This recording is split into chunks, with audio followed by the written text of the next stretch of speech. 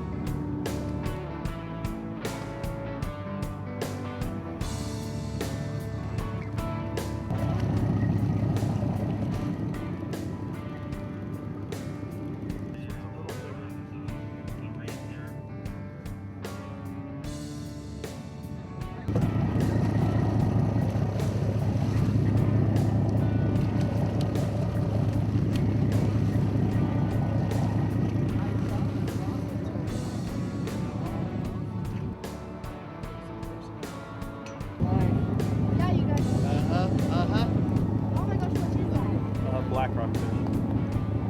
Alright, nice. Oh yeah, a couple good ones. Oh, hello! I do believe that's my fish. Let me help you with the bag.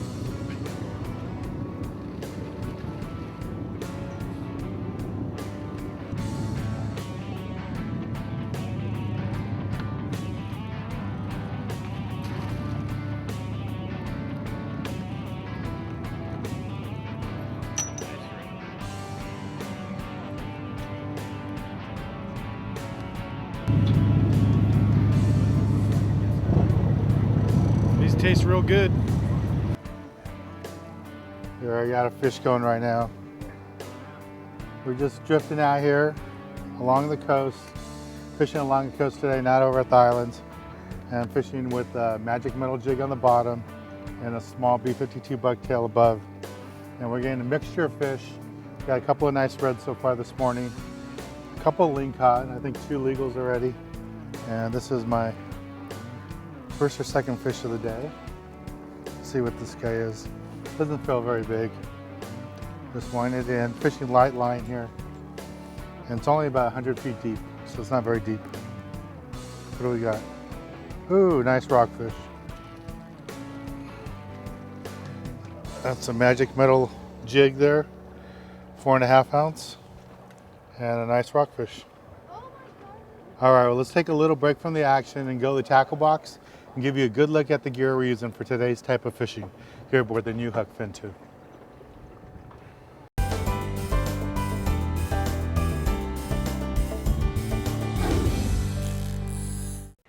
This week in the tackle box, I want to talk to you about some new items that are coming out from GameSaver. Now the units, the silver unit's been out for a couple years now. It's a great unit, I use it all the time. And what they've done differently is come out with some new bags. Now some of the things that they've done is come out with the new heavy duty bags, heavy duty roll material, and you can also get these in bags. These are really nice to use for if you have some heavier stuff or if you're going to be freezing your game and fish for longer than 2 years. I'd use the heavier material bags. And then another bag that they came out with is pretty unique. They call it a dam bag. And what it is it has a little pad in here to absorb moisture. So if you're doing a lot of fish and it's freshly caught, might be a little wet, you might want to use this new bag from GameSaver. It has a Food Saver name on it. It's all part of the same family. but these are great bags to use and just show you how easy it is to use. So I'm just going to take my fish, put it right inside the bag. If you've never used a GameSaver unit, they're just so easy to use. Everybody should have one. All you do is just open this up, slide it right into that little opening, close it, have it nice and closed, and all you do at this point is press the vacuum button. It's going to vacuum it and seal it all at one time. See all the air coming out of here, and just sucks all that moisture up into this little pad.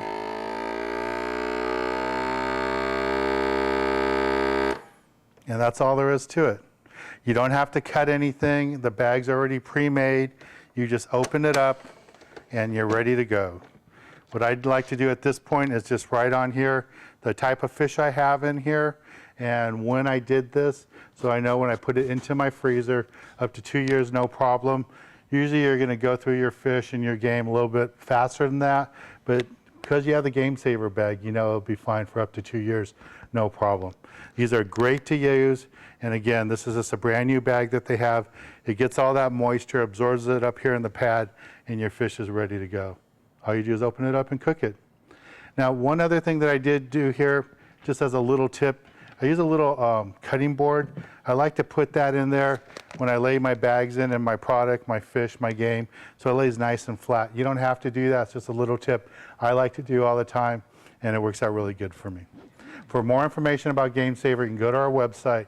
We have a link there on our homepage, and you can also visit their website and see all the different items, all the new bags they have, lots of great new items coming out from the GameSaver people, and you should pick up some. If you don't have a GameSaver unit, I really recommend you get one to preserve your game, your fish, up to 2 years. They work awesome. I also put my other fishing gear in there too, but you really need to get one of these units. It's hard enough to go catch that fish, and when you have a successful day, you don't want it to get ruined. And GameSaver is really great for preserving your fish up to 2 years. All right, well, let's get back on the water and show you more exciting action right here on Sport Fishing.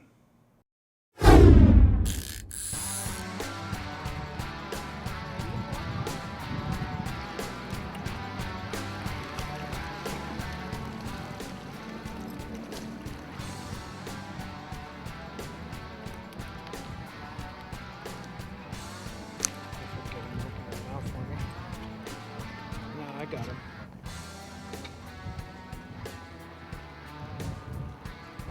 My name is Jay Okamizo. I run the new Huck Finn. We're up off of Point Reyes,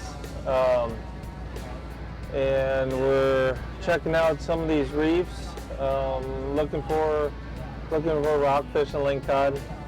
So far, we've just been jumping from spot to spot, trying to find some biters. There's been so much krill feed out here that there's a lot of fish, but they're not biting. So we're just jumping from one rock to another, trying to find a spot of fish that'll bite for us, and we can load them up.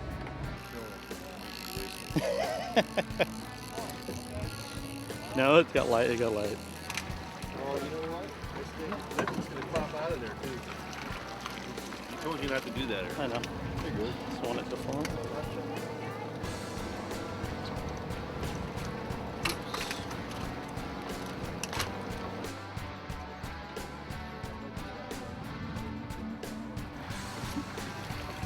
We've got a nice Vermilion rockfish.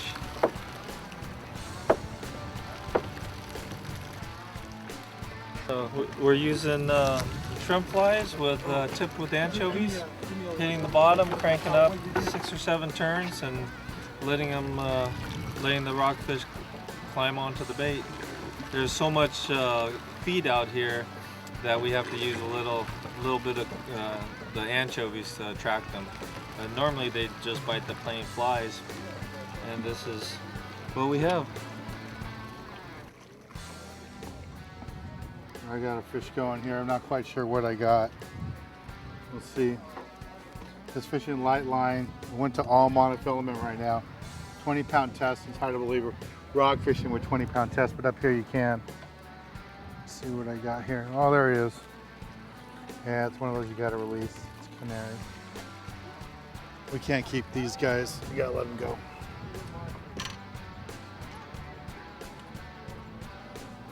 Culprit's gold bug.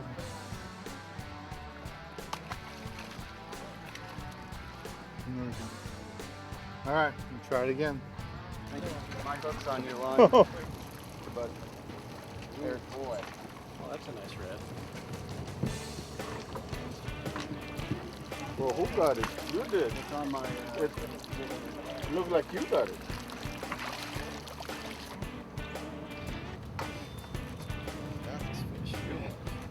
Okay guys, let me reset It's a the boat Vermilion. Wait a minute. and get back on those fish. You got one. Wait. Down to wait.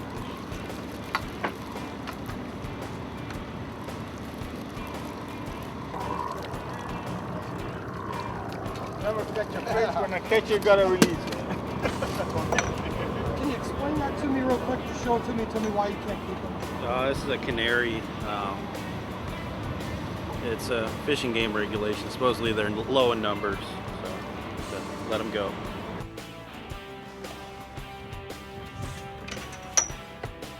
That's what you want to catch. This is a B52 bucktail, half-ounce model right here. And I just had an anchovy pinned on there. And we got a couple nice fish going over there too. But this is a quality fish. This is what we're trying to catch. Beautiful red snapper. Fish would cost a lot to go catch in the market or go buy in the market. In a restaurant it would cost a lot. This would be a delicious fish. Well, let's take a little break from the action right now and go to the galley and show you how to cook up a delicious red snapper like this one.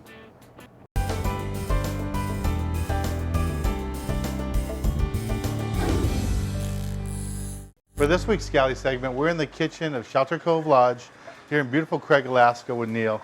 He's a chef here. And Neil, we caught that red snapper today. It's a beautiful fish, and a lot of people in Southern California catch red snapper. Not quite sure what to do with it, all those types of rockfish. You're gonna do dish first today? I am. We're gonna do, with your Baja style fish batter, Okay, we're gonna do a little beer batter. cool. So what I do is I don't like to put it in just plain flour. So then you're not adding any flavor to it. So I'll use some of your fish batter mix. Yeah. Dredge red snapper right in there. When you use flour or something, flour-like, it helps the batter stick to it. It adheres to it, and it keeps the batter from dispersing all throughout your pan and falling off what you're trying to coat with the batter. Cool.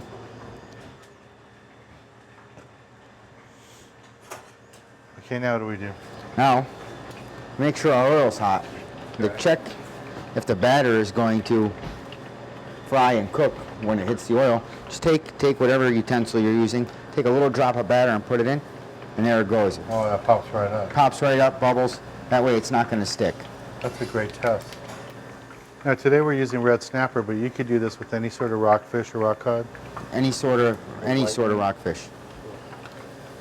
And just give it a nice little shake. Now when you're frying fish like this, deep frying it or pan frying it like this, can you still make the mistake of overcooking it? Like how often? It's a lot harder to overcook it this way Because of all the batter? because the batter and the oil is more or less a moist cooking method. I mean, you can still dry it out, you can still do damage to it, but this is a fairly safe way to do it. And once it has a nice brown, crisp color to it, then we know it's done? You're going to want to wait a few more minutes. Let it cook 3 or 4 minutes on each side, so you make sure that all the way through is cooked. And people don't have to have a deep fryer, they can just do it like this? You can do it on over medium heat on your stovetop, or there's several household fryers that I'm sure are available at your local market. That looks great. Smells great. There's nothing like fresh fish. Absolutely not. So this is the fried dish that Neil just did. It's the red snapper that we caught today, but you can do any rockfish at home and do it with. And the batter he used was real simple. It's our Baja style fish batter. You can add beer or water to it. And I'm gonna go ahead and sample it with one of my dipping sauces, sweet and spicy. This should be delicious.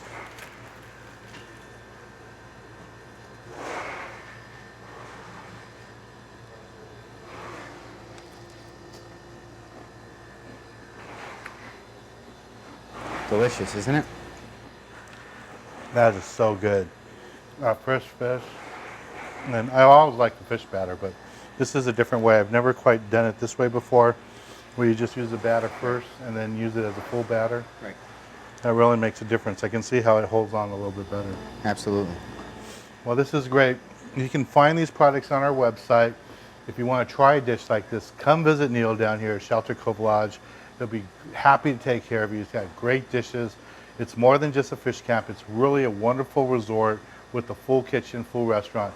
Neil will be glad to take care of you. Well, let's get back on the water and show you more exciting action here on Sport Fishing. Oh, it's no good. That's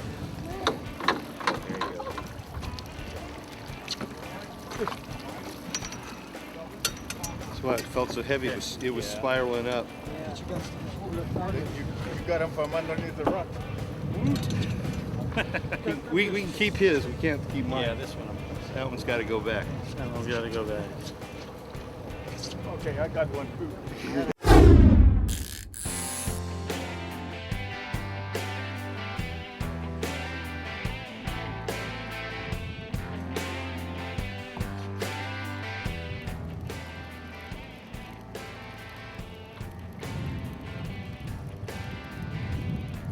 Color.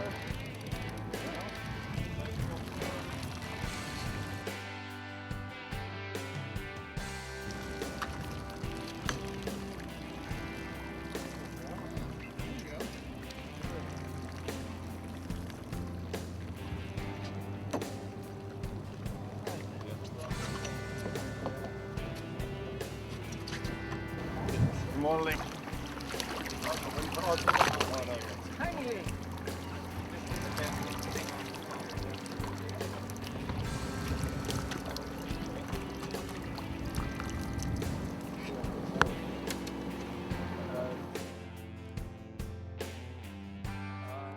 The Lingcod, they have to be 24 inches long. Right now, you're allowed 2. This guy's got a couple years to go. He's probably about 18 inches. How big is that? About 5-6 pounds.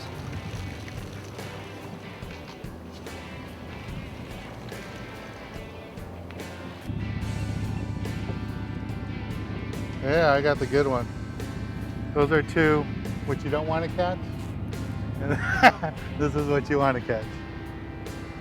He ate that magic metal jig. Just a nice little bite like that. It's a great fish. Looks like a Johnny Bass. You see, he really wanted, he got 2 of the 3 hooks right in his mouth. Probably had 3 all at one time. We'll go ahead and just take the hooks out of this guy and drop it back down. Well, we'll take a little break from the action, and when we return, I'll be giving you this week's tip of the week.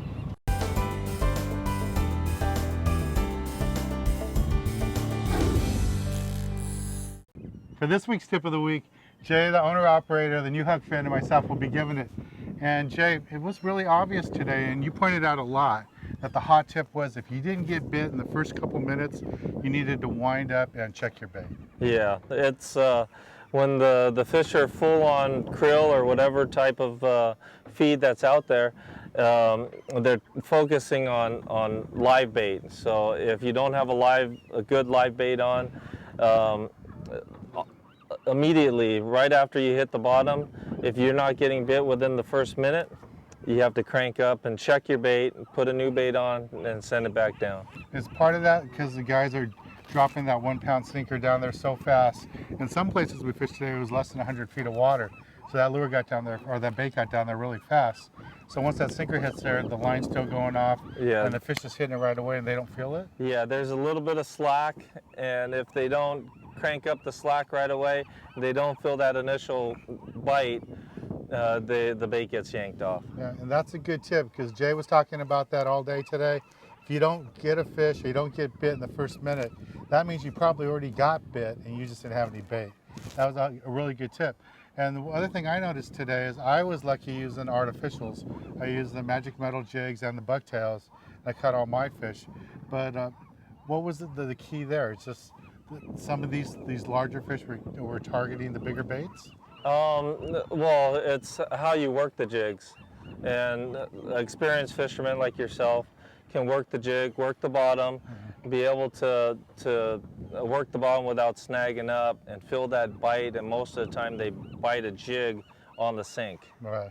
So, And I got some nice reds today yeah. on both baits. But one good important tip is to bring a variety of bait, because up here with all these rocks, you can go through a lot of different lures. Yeah. Lots of hooks, lots of gear. Have every color and every size, and you should be set. Well, thanks, Jay. We had a great time fishing. Thanks, Dan. You know, Jay runs a great operation. If you've never been up to the Bay Area, he runs out of Emeryville Sport Fishing. You can look for him on the websites. We have a link on our website to Emeryville Sport Fishing, and he's also on Facebook. So you can find out all about his operation. San Francisco area is just an awesome place to come fishing. We're right at the Fairlawn Islands, just a beautiful location, great place to come fish. One of my favorite places to fish in the whole world. Well, I'm Dan Hernandez, hoping you enjoyed this week's episode of Sport Fishing, and I hope you join us again next week as we go looking for more of the best in sport fishing.